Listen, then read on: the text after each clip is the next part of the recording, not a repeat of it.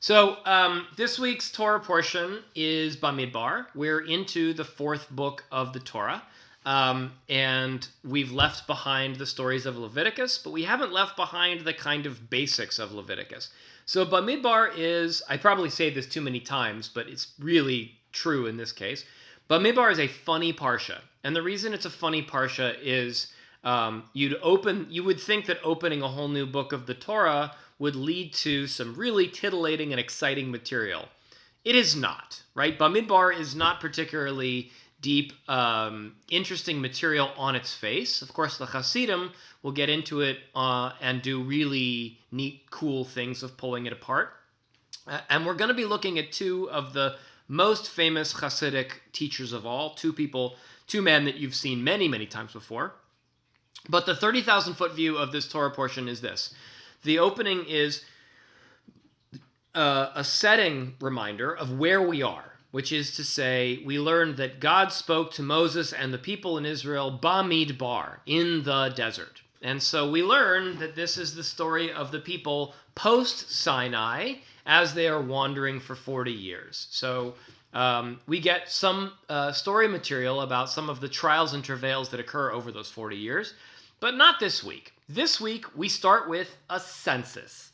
The census begins with a counting of all the males of every tribe. The ostensible reason is probably in some sort of battle retinue kind of thing, right? Who's got fighters and who can contribute them to the cause. A second reason is likely so that everybody can contribute financially when the time comes. But additionally, there's this long section that is really interesting. I think it's really interesting, which is that we get a description of, and I think it's kind of funny because it has to do with this very sibling rivalry issue, of where all of the 12 tribes are arrayed when they stop to camp, right? And why do I say there's some sibling rivalry aspect to this? Because the tribes are all arranged kind of in a circular arrangement around the tabernacle, around the Mishkan. And there's this kind of implicit bias that whoever is closest to the Mishkan is the most special one of all of them, right? All my children are special, but you're the most special of all, right? And that is obviously problematic, right? The idea that some tribes are better or holier or more beloved or literally closer to God than others is a challenge. It doesn't make everybody feel warm and fuzzy. Back to education. We keep talking about kids and education. There's an old saw with teaching kindergartners that you never put a kid on your lap because you only have one lap. And otherwise, everybody else in the room feels jealous. So you figure out some way of making that seem fair, right? Rotating where people sit. That's one of the reasons why, starting in the 70s, 80s, and 90s, sitting in a circle became a really important educational principle, as opposed to sitting in rows. Sitting in rows means some people are closer to the action, and some people are farther from the action. I will add that during the pandemic, schools went back to sitting in rows because there were no choices. And so one of the sucky things that I know as a parent is that some of the best practices of education had to go out the window at the beginning of the pandemic for medical reasons, and we had to do them a different way. And so that's a challenge. If you know a small child, anyone below the age of 17, and also college students too, you should remind them how heroic they have been for the last 18 months. Because what they had to put up with in educational settings, my kids sat in rows with masks on, watching screens for months on end. And they were actually thrilled at the chance to get the hell out of the house, which shows what a great parent I am. But they are heroic. My kids were heroic for going through this, and all the other kids were heroic. And don't worry, Marilyn, my mother was a union teacher too. The teachers were incredibly heroic for trying to put up with this. I talked to one of the teachers at the day school as she was coming out of work the other day. And I said, "How's it going?" And she's like, "We're getting through." And I was like, "I know what you mean, and you are heroic, and thank you." right? There are many, many people to be congratulated for their heroism in this situation. Healthcare workers and teachers are probably at the top of that list. Politicians less so. Okay. Let's get into the text. We've given the 30,000 foot view. We're going to be looking mostly at that last thing that I said, which is the specifics of the rabbis unpacking what it means to have certain individuals closer and certain individuals farther from God. And that is the hook to the topic that we opened our discussion with before the microphone was turned on, of playing second fiddle, right? Being very comfortable, being reserved. The first text that we're going to be looking at is from the Sfat Emet. You all know the Sfat Emet really well. He might be the guy that we learn the most in this class. And so you should be familiar with that name. Rabbi Yehuda Leib Alter of Ger, the third Gerer Rebbe. His grandfather was known as the Chidushei Harim. His father died young, and that is part of the reason why we spend almost no time talking about the second Gerer Rebbe. Additionally, I don't think most of his work got translated into writing. One of the more notable things in the Hasidic world is there are rabbis who just aren't known for their writings. In Chabad, it's really well known that the first Chabad Rebbe and the seventh Chabad Rebbe are really, really famous. The fifth and the sixth are far less read. And that's because the fifth Rebbe had to be scurried out of the Tsar's Russia and was living in a difficult time. And the sixth Rebbe did a tremendous amount of time traveling back and forth between the former Soviet Union, doing work in the former Soviet Union to keep Yiddishkeit alive there in the 50s, the 60s, and the 70s. Mostly illegally, mostly, ostensibly on a business trip, right? But his business was business, but on the side, he was smuggling Talesim into the former Soviet Union. He was meeting with the Jewish community there. So anyways, all right. So we're going to take a look at this text. Leviticus chapter 2, verse 34. Vasu li b'nei Yisrael kechol asher tziva Adonai et Moshe kein chano lediglehem v'chein nasu ish lemishpachotav al beit avotav.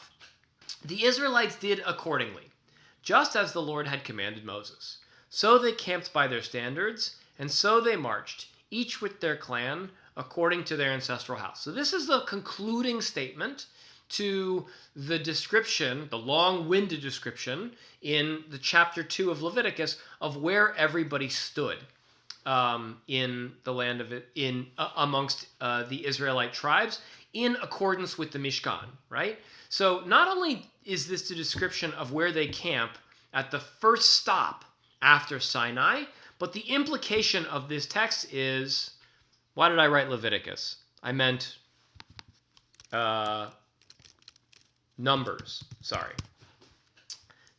I fixed my typos on the fly. That's one of the beautiful things, not handing out a source sheet anymore. I don't know how we're ever going to go back to source sheets because I won't be able to correct my mistakes on the fly. But nonetheless, so everybody camped by their standards, and this is the way that they would camp forever. So the journey through the desert had something like 33 different stops over the 40 years. They march, they stop, they camp. They stay for a while, they get up, they pull up stakes, fairly literally, they march, they camp, they stop, right? So there was an order for where everybody was supposed to camp every single stop. And this is literally the same reason why you make sure that everybody knows where they're allowed to camp and where they're not allowed to camp when you set out a campsite. Because otherwise, everybody at your campsite will kind of hone in, right? I rented spot 32. You rented spot 33. Please make sure you don't leave your cooler on my side of the line, right? Good fences make good neighbors. So the Sfat Emet is going to play with this, but he's really interested in the fact that we conclude this by telling us where the Levites are, which is they camp right next to the Mishkan, because they have to service the Mishkan, the tabernacle. And then we get this final line, Va'asu b'nei Yisrael kachol asher tziva Adonai. The Israelites did as God commanded Moses, right? Which is something of a throwaway line and somewhat superfluous. But it also asks a fundamental question of like, how do they feel about this? Which is such a neat Hasidic question, right? The Mefarshim are interested in the traditional medieval commentaries, are going to be really interested in like literally how was the array arrayed and why was the array arrayed. But in the very classic Hasidic move and very Sfat Emet, the question that he asks is beautiful because it's basically our question about playing second fiddle.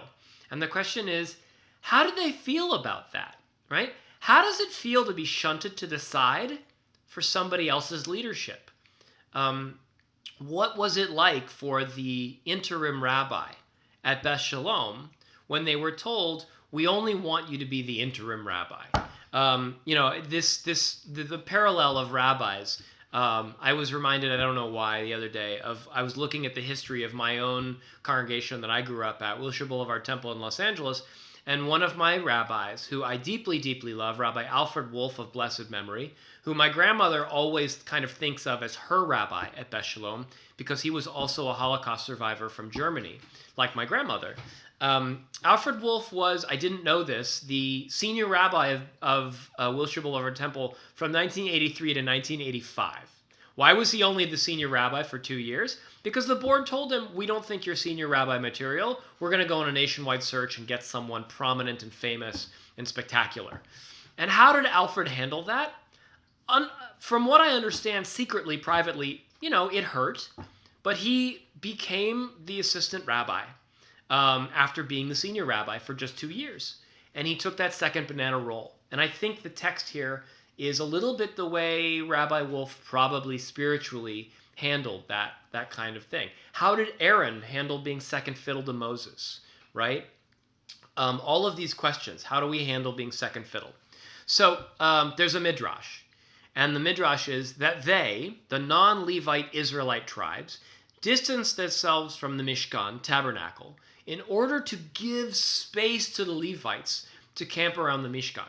So the midrash is kind of unpacking the question of like, what is this statement here doing? Like, what does it mean that they camped by their standards and so they marched each with their clan authority according to the ancestral house? Like, why is that a new piece of information since the text begins with, and Moses told all the people, you stand here, you stand here, you stand here. We get a concluding line that says, and then they stood there. Why do I need this? So the Midrash's answer to that question is, they create space, right? They're playing second fiddle. They're playing second banana. They're moving aside so the Levites can come in. And that's what this verse is doing for us. And so now the Sfat Emet is going to unpack it and ask, and how did that feel? So Audrey, do you mind reading this for us? It's just 3 paragraphs. It's not so long. There is no doubt that amidst the Israelites, there were great people that were capable of lessening themselves before the Levites. Thus it is known, and we can believe, that all of the good deeds of a person, it is not in a person's capability to determine their fate counter to the will of Hashem Yisbarach, and thus the Levites were selected, not Israel. Therefore, a person should remember, certainly the Kadosh Baruch Hu desires a person's destination and what they determine for themselves that they should serve before God, for this is the central principle of the will of God. Thus, it is certainly not the case that this is about bringing some folks closer than others. This matter depends only on godly selection. A person needs to nullify themselves amidst Kalal Yisrael, the community of Israel, for this is the central principle of the relationality of Kalal Yisrael, that God selected it. All sacred service is nullified in the face of divine choice, divine will perhaps. That which God chooses for us, therefore, should bring pride to the lowliest of the low among Israel. Okay, great. Thank you, Audrey. Let me pull this apart a little and help us to try and understand what's going on here. So the Sfat Emet here, Rabbi Yehuda Leib Alter of Ger, is asking a really important question. One is, how did they feel about being shunted aside for the Levites? But a second one is interesting, and it's very like parental in this sense, right? How is it that God basically says, you guys get out of the way so that these other people can do the holy work, so that you can be the special ones, right? You guys have the special duty of serving God, and you don't, right?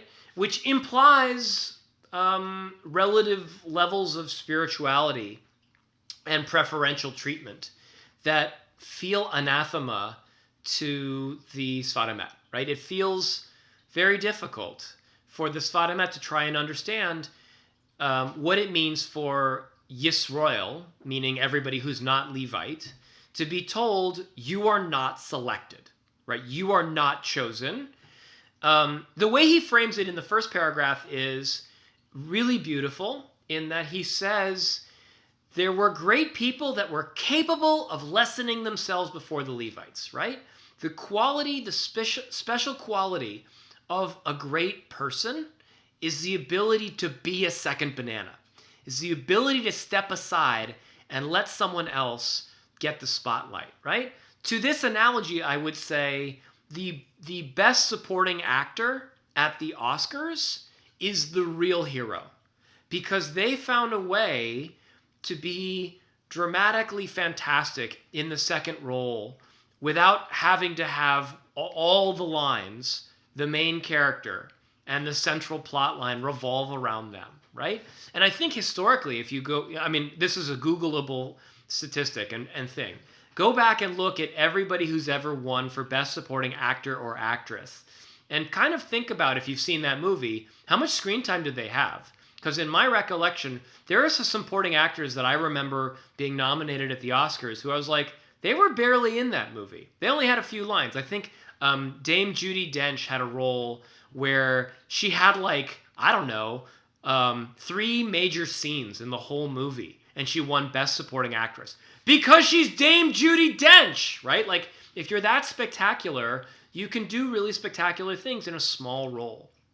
And giving yourself over to somebody else is really important. The additional piece there is I have to quote one of my teachers. I grew up in Hollywood. I was in theater. I don't think that would surprise any of you. And I was bad. I was never particular. I never really got any important roles. But the director at my high school always picked me anyways. He's still there, by the way, Ted Walsh. And Ted Walsh is probably one of the more important drama teachers in America. If you looked at the list of people who went to my high school and now have dramatic careers, it's really long, and they're really, really famous, including both of the Gyllenhaals, Maggie and Jake, who I acted with on stage. I had very small roles. But anyways, Ted Walsh would say, I think one time I literally complained, like, you know, does it matter how I say this line? It's one of my only 3 lines in the whole play. And he said, the famous line that all of you probably have heard somewhere else, there are no small parts, there are only small actors. And what that means is you are only as big a person as your understanding or acceptance of the role that you take, right? You can be, you know, Laurence Olivier could be an extra in the background and he'd still be freaking Laurence Olivier, right? He would still, Sidney Poitier, you know, Harrison Ford, the great actors of our generation, Tom Hanks, right? They don't need 100 lines to get Best Supporting Actor. They only need 1. You know, okay. I mean, look at the movie Castaway with Tom Hanks. He doesn't talk much, you know? He's kind of upstaged by a volleyball for much of the movie. So anyways, all right. But so he continues that idea. I've belabored the point about being second banana much, but I want to add to it with what else goes on in this paragraph, which is, it is not a person's capability to determine their fate counter to the will of Hashem Yisborach. So he makes a theological move which is stunning, which is being second banana is your divine right, and it is God's will. that you do that. It's the Ratzon Hashem, one of my favorite phrases in all of tradition, right? It's Ratzon Hashem Yisborach. It's God's will that you take this lesser role, right? One of the things that I had to kind of contend with in my unemployment the year after I got let go from the day school in Denver was like, what am I doing? What is my life worth? And one of the things that I was able to say during that time period was I gave myself over to God in that period and able to say, like, this is God's will, right? I don't know why. I don't like it, but it's God's will. And so that's more dramatic, but being second fiddle is God's will. So the question then becomes, like, what do we do with that? So then it continues, right? This is a central principle of the will of God, that service before God is based on the role that you're kind of thrust into and the role that God has fated you, right? You are selected in a certain way to be in a certain situation, and it's God's will. And there's a really sweet line here that I really like. Thus, it is certainly not the case that this is about bringing some folks closer than others. I love this because he very much understands that God doesn't favor certain individuals over others, at least in terms of who gets to sit closest to the Mishkan, right? This is the kindergarten teacher who seats everybody circular, equidistant from the teacher. I love all of you equally, and that's why we sit in a circle. That's why none of you get to sit on my lap. So then there's a piece here that at the end that I just want to add because I think it is. It's hard to get away from contemporary, from what's going on in the news, right? I kind of wanted to start the class by talking about what's going on in Israel, but I kind of also didn't, right? You know me, you know that I'm interested in in this class particularly in our spiritual life, in our religious life. I generally stay away from politics for lots and lots of reasons.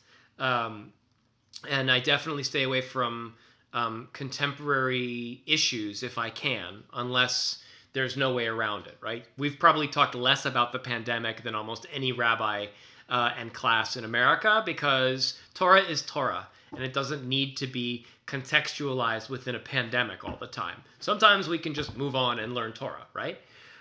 So this phrase here, I do want to kind of reflect upon in terms of where we're at right now. A person needs to nullify themselves amidst Klal Yisrael, the community of Israel, for this is a central principle of the relationality, my word, my translation, of Klal Yisrael, that God selected it. So I want to say, in the context of the verse, what he's talking about here is the people Israel, the community of the Jewish people, Klal Yisrael, it's important for an individual to nullify their own ego in order to blend, to be part of Israel. One of the things that happens in times of additional intifadas in Israel, in times of violence, is that we have to kind of band together a little bit more than we normally do as a community. That doesn't mean we paint over necessarily the ways in which we're uncomfortable with political or moral decisions. But it does mean that our hearts are bigger and we choose our language more specifically for our fellow brother and sister who are under difficult situations, right? And to this, I mean, of course, like people who are undergoing rocket fire in Cholon, in Sderot, in Tel Aviv, in Lod, in Ramle, in Jerusalem, right? The last 48 hours in Israel have been awful and have been terrible, right? I would be remiss if I did not point out that the last 48 hours for your average individual on the street in Gaza has also been awful.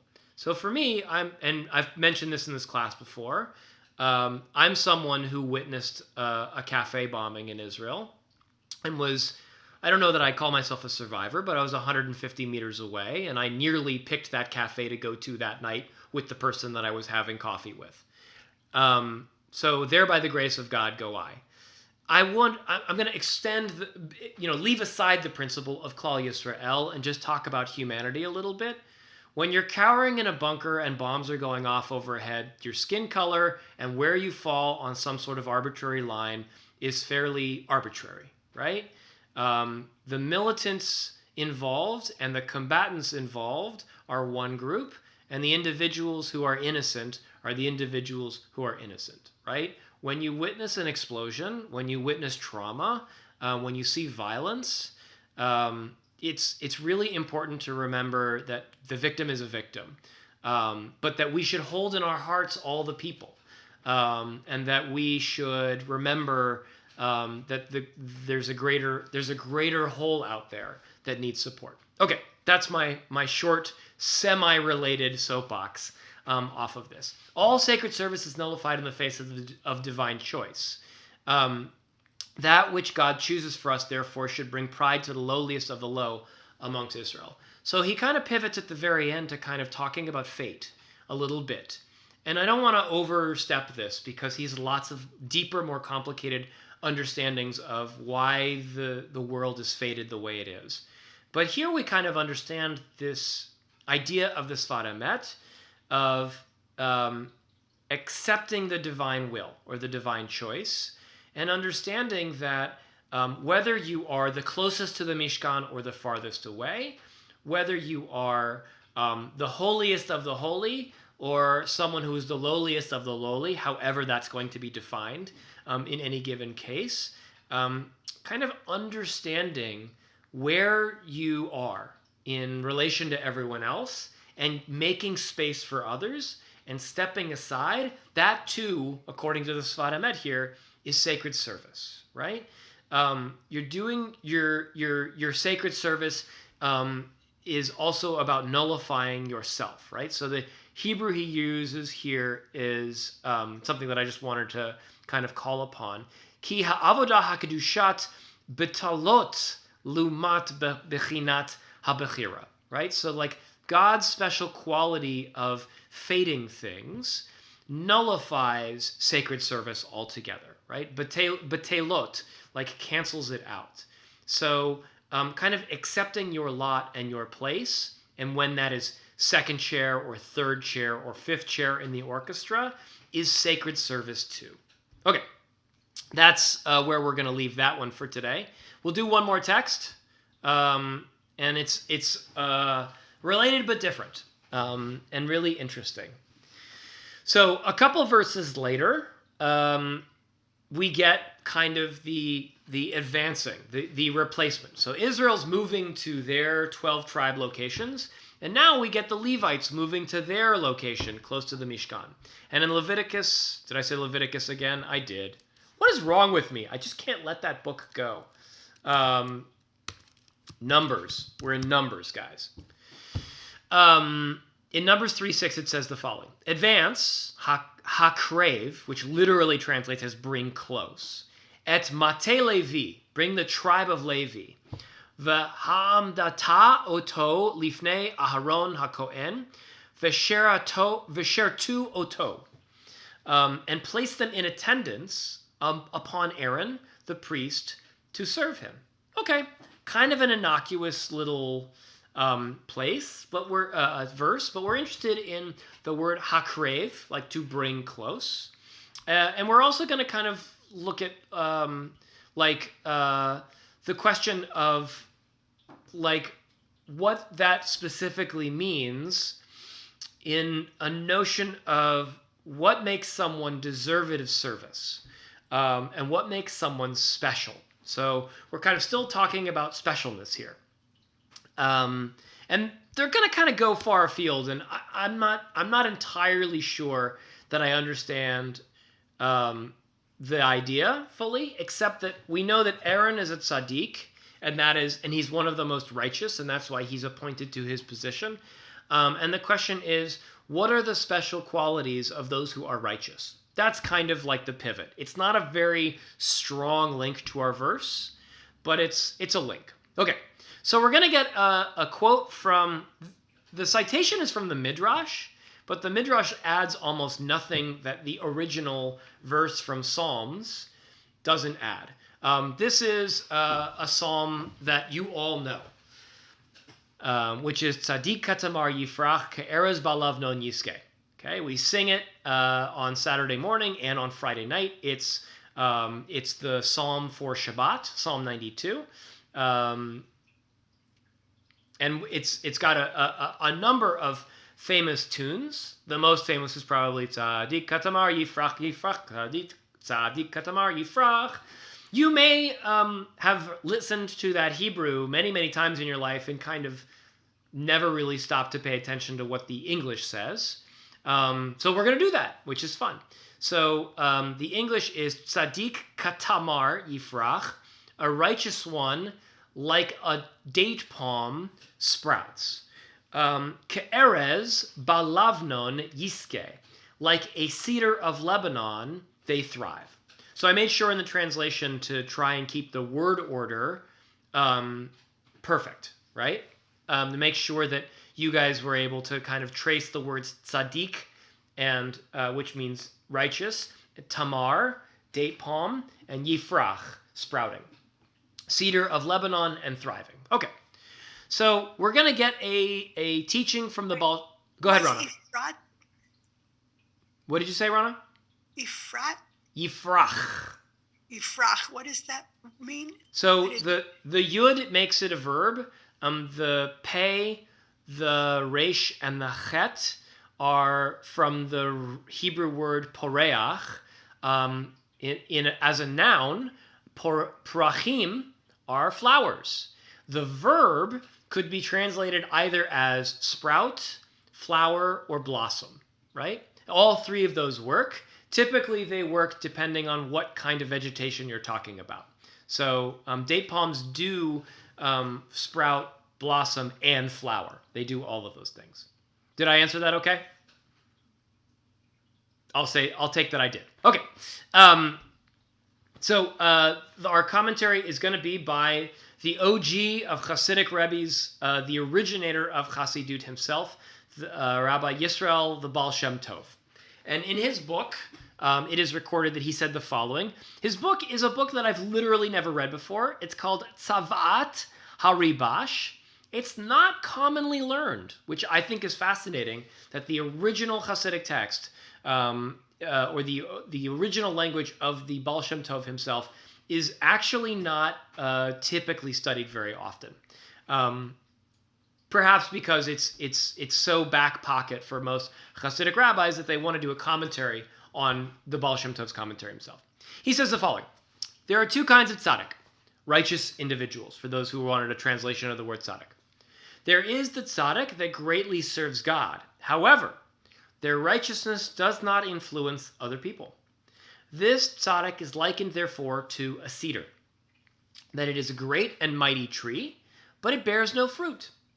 In contrast is the tzaddik that resembles the date palm, for it too is great and mighty, but not only that, for it also bears fruit, a righteous person that brings others close to God too.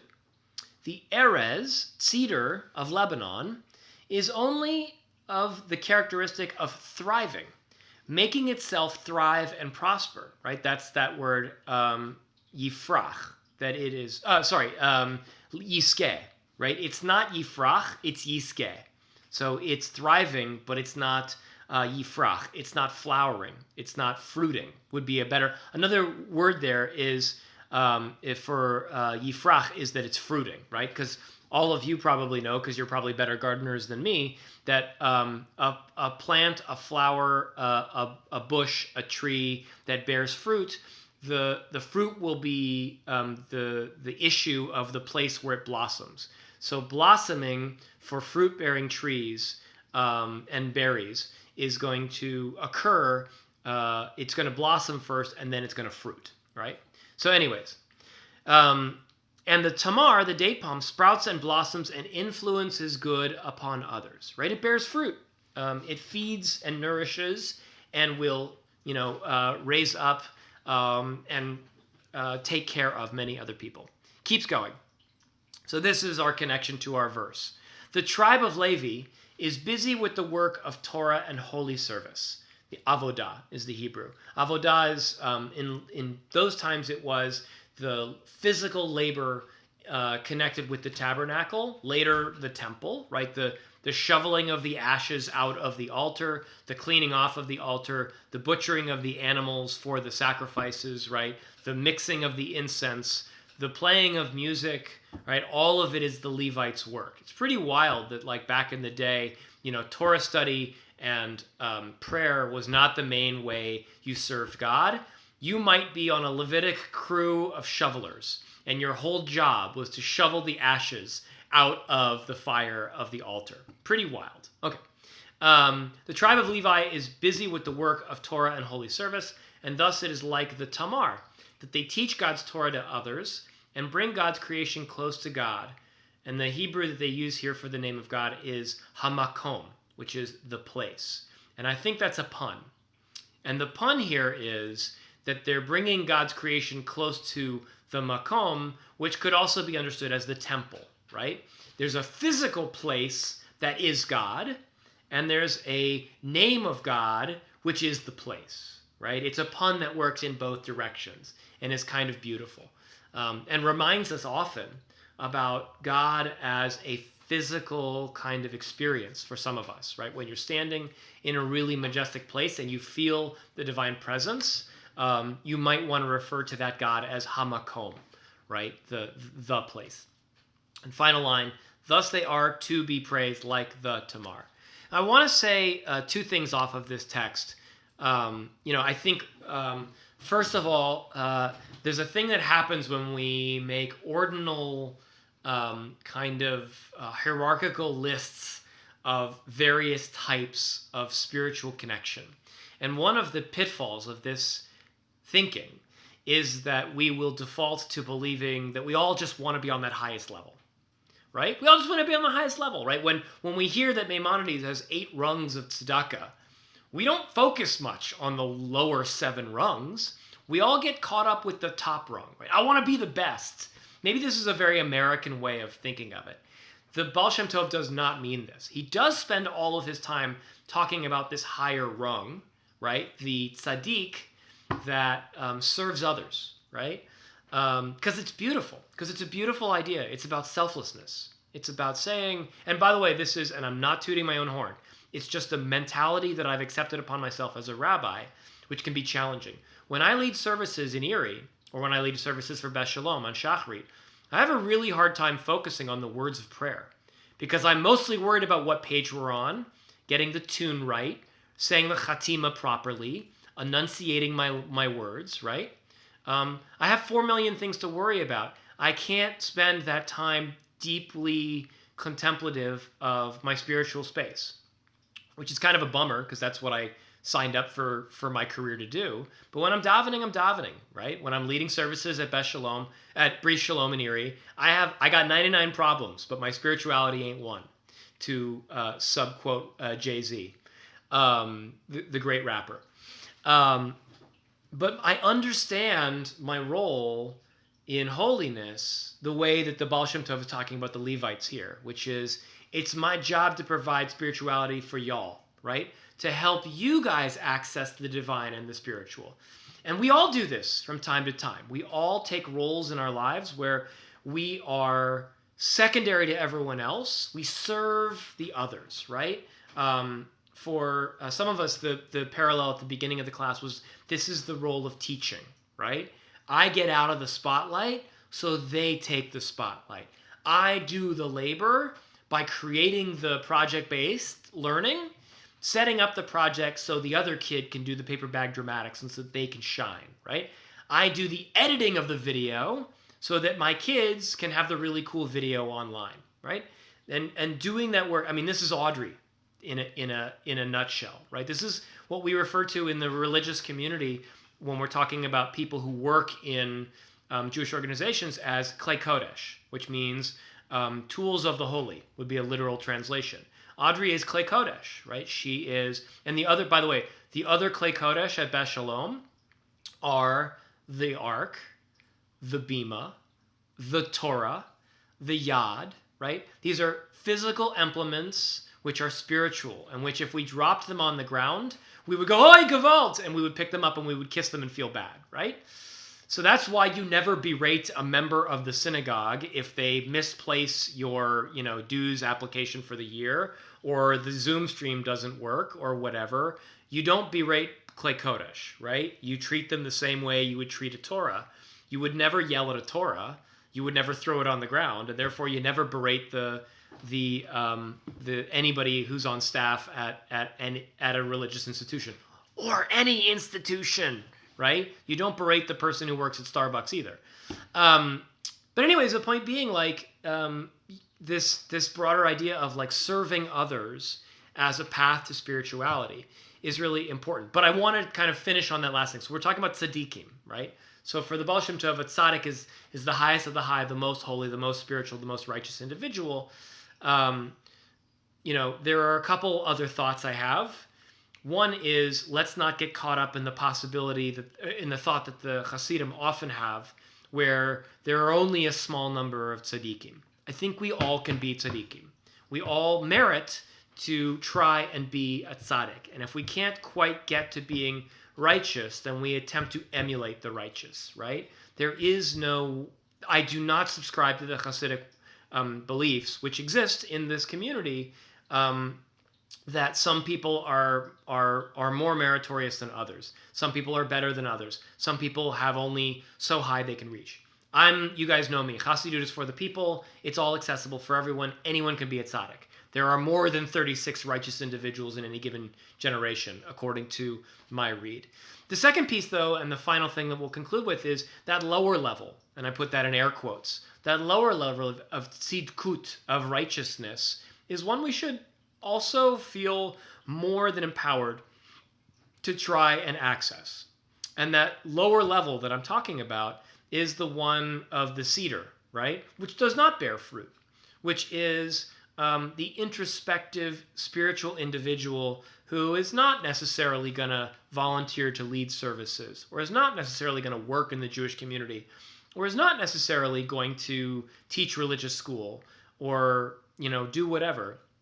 They are going to be quietly righteous on their own, which means they're going to study Torah, they're going to show up to services, they're going to donate money, they're going to volunteer to help other people, right?